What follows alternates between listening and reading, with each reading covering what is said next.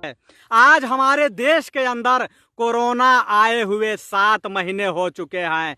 इन 7 महीनों में देश बिल्कुल बर्बादी की कगार पे पहुंच चुका है। लेकिन जो अंधभगत हैं हमारे देश के, उनको विकास ही विकास दिख रहा है।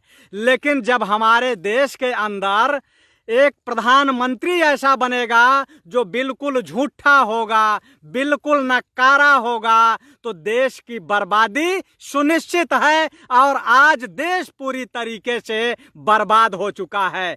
जितने भी क्रांतिकारी साथी हैं, मैं सभी क्रांतिकारी साथियों को क्रांतिकारी इस्तकबाल करता हूं कि आज कोरोना की आड़ में पूरे देश को बर्बाद करने की कोशिश की जा रही है। आज जो संघियों की विचारधारा है कि वह इस देश के अंदर से लोकतंत्र खत्म करना चाहते हैं, इस देश के अंदर से संविधान को खत्म करना चाहते हैं, यह उनकी गंदी मानसिकता है, यह उनकी घिनौनी मानसिकता है और यह साफ साफ दिखाई दे रहा है। आज पूरा देश का जो किसान है वह बदहाल हो चुका है। मैं आपको दिखाना चाहता हूं कि आप हमारे पीछे देखेंगे कि यह जो फसल है यह पूरी तरीके से बर्बादी की कगार पे पहुंच चुकी है। जमीन आप अगर ध्यान से देखेंगे तो जिस खेत में मैं बैठा हूं इसकी जमीन पूरी तरीके से फट चुकी है, यानी फसल जो है यह बर्बादी की कगार पे हो चुकी है। और किसान जब भी परेशान होता है, जब भी बर्बादी की कगार पे जाता है, वह अपने घर के बच्चों को कभी दिल्ली कभी मुंबई भेज देता है कि जाके बाहर फैक्ट्री और कारखानों में अगर वो नौकरी करेगा तो अगर हमारी फसल नहीं भी होगी तो कम से कम हमारा दिन आराम से कट जाएगा। लेकिन यह झूठा प्रधानमंत्री जो देश के अंदर बना वह पूरे देश को तो बर्बाद किया ही, पूरी देश की अर्थव्यवस्था को भी धाराशायी किया, पूरी देश की अर्थव्यवस्था को चौपट करने का काम किया। कि जो अंधभगत हैं, यही अंधभक्तों को बताना चाहता हूं कि आज ये लोग ये कहेंगे कि अगर पानी नहीं बरस रहा है, सूखा पड़ रहा है, तो क्या इसमें मोदी जी का क्या दोष है। मैं उन गंध भक्त, अंधभक्त और गोबर भक्तों को ये बताना चाहता हूं कि तुम ही लोग, तुम्हारे बाप दादा ही ये कहते हैं कि फला शास्त्र में लिखा हुआ है कि अगर जो है कि कोई राजा, जब किसी देश में सूखा पड़ा था, राजा और रानी जब मिल करके हल चलाए थे तो बारिश हुई थी। यानी राजा और रानी जब हल चलाए थे तो बारिश हुई थी। यानी अगर किसी भी देश के अंदर कोई आपदा आती है तो वह सारा का सारा दोष वहां के राजा को होता है।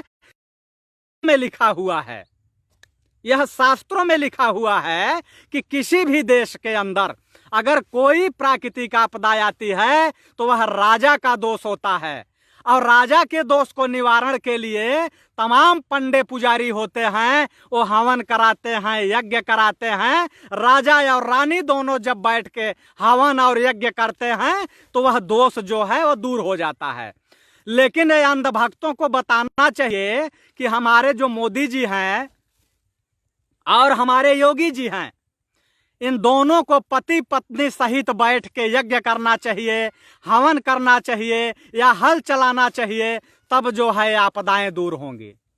लेकिन ये दोनों जो है पति पत्नी मिलकर के क्यों नहीं बैठते हैं। अब कोई ये कहेंगे कि इनके पास तो जो है पत्नी ही नहीं है, तो मान लिया कि चलिए योगी जी के पास पत्नी नहीं है, लेकिन मोदी जी के पास तो पत्नी है, क्योंकि जब वो बनारस से चुनाव लड़ रहे थे तो उन्होंने पत्नी का जिक्र किया था। तो अंधभक्तों को बताना चाहिए कि पति पत्नी दोनों मिलकर के पूजा करें, हवन करें, यज्ञ करें, तो कम से कम ये देश के अंदर की आपदा दूर हो जाए। आप लोगों ने देखा होगा कि जब देश के अंदर कोरोना आया, आज कोरोना को आए हुए 7 महीने हो चुके हैं। इन 7 महीनों के अंदर प्रधानमंत्री जी जो हैं कभी आपसे थाली बजवाए, कभी आपसे ताली बजवाए, कभी घर में आपसे दिया जलवाए, कभी लाइट बत्ती बुझवाए, कभी हेलीकॉप्टर से फूल बरसवाए, लेकिन कुछ भी काम में नहीं आया। और आज आप देख लीजिए कि सारे भाजपाई कोरोना पॉजिटिव होते जा रहे हैं। अभी जो है आपने देखा होगा कि हमारे गैंडा भाई, मोटा भाई, हमारे गैंडा मोटा भाई को भी कोरोना हो गया, ऐसा मीडिया वाले दिखा रहे हैं।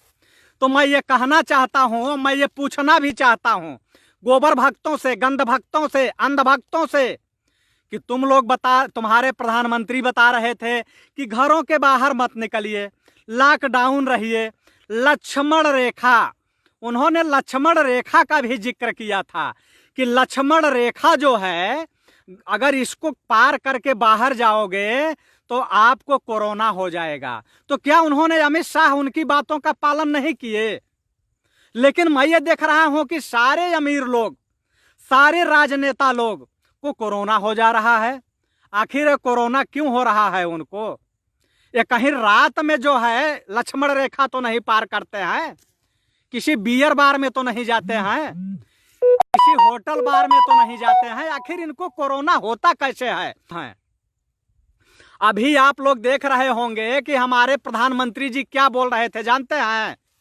वो कह रहे थे कि हमारा क्या है, हम तो फकीर आदमी हैं, झोला उठाएंगे चले जाएंगे। मैं ये पूछना चाहता हूं प्रधानमंत्री जी से कि ऐसे झोला उठा के कैसे आप चले जाओगे? ये झोला जो है ये किसी के बाप का थोड़ी है कि ऐसे उठाएगा और लेके चला जाएगा। ये झोला देश के जनता का है। जब झोला उठा के जाओगे ना तो जनता पकड़ के झोला देखेगी कि इस झोला में क्या लेके जा रहे हो तुम। ये झोला किसी के बाप का नहीं है कि ऐसे झोला उठाएगा और चला जाएगा फकीर चंद की तरह। उस झोला में देखा जाएगा कि इस झोले में है क्या। ये ललित मोदी, नीरव मोदी, मेहुल चौकसी, विक्रम कोठारी की तरह थोड़ी है कि बस जहाज में बैठाओगे और लेके जाओगे और जो है उनको लंदन छोड़ के चले जाओगे। जब झोला लेके जाओगे तो जनता हिसाब करेगी। लेकिन करोगे क्या? देश के लोगों ने ऐसा चाय वाले को प्रधानमंत्री बनाया, उसकी चाय की जो चुस्की है वो इतना बढ़िया चुस्की लिया कि आप पूछिए मत। जब वो देश के प्रधानमंत्री की कुर्सी संभालने के लिए आए तो मोदी जी क्या कह रहे थे, समझ गए? भाइयों या बहनों, 2022 तक इस देश के अंदर एक भी गरीब नहीं बचेगा। तो सारे गरीब बड़े खुश हुए, बड़े ताली बजाने लगे कि हम सारे लोग अमीर हो जाएंगे, हमारे भी महल बन जाएंगे। लेकिन उनको थोड़ी पता था कि कोरोना का कहर आएगा, 2000 किलोमीटर पैदल दौड़ाएगा और जब यूपी के बॉर्डर पे पहुंचेगा तो बाबा जी लाठी से पिटवाएगा और फ्री में कह करके बस में बैठाएगा।